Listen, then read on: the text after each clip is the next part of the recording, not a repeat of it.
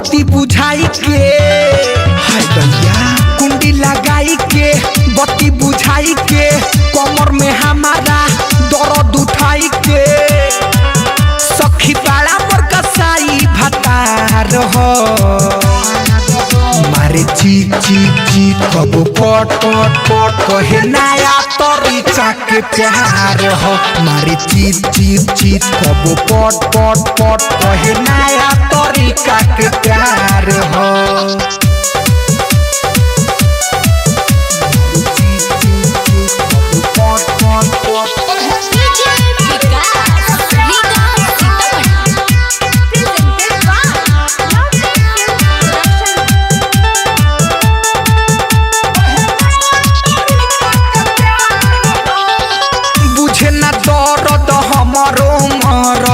देवेला बड़का चोट रे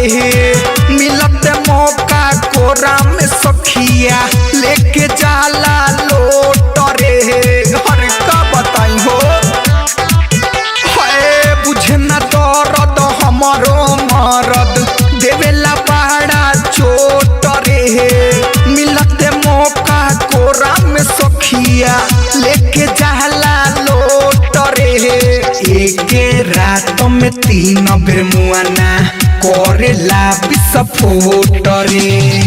हमर जवानी छोड़ता पानी का कहीं सखी बढ़ल बा परेशानी एहो लागे कि जैसे मार हो मारे चीत चीत चीत कब पट पट पट कहे नया तरीका के प्यार हो मारे चीत चीत चीत कब पट पट पट कहे नया तरीका के प्यार हो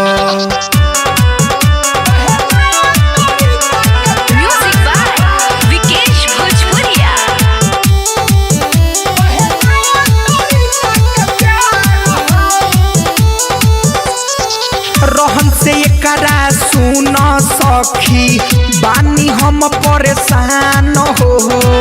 मजा लेवे में लागेला सखिया ले ली हमर जान हो रहन से एकरा सुन सखी बानी हम परेशान हो मजा लेवे में लागेला सखिया ले ली हमर जान हो देखेला जब लाली लगावल चढ़े जाला फान हो अब से चंचल करता हल चल शाम होते रुमावा में कहेला चल चल सखी बिरजस बाहर होते यार हो मारे चीत चीत चीत कब पट पट पट कहे नया तरीका के प्यार हो मारे चीत चीत चीत कब पट पट पट कहे नया तरीका के प्यार हो।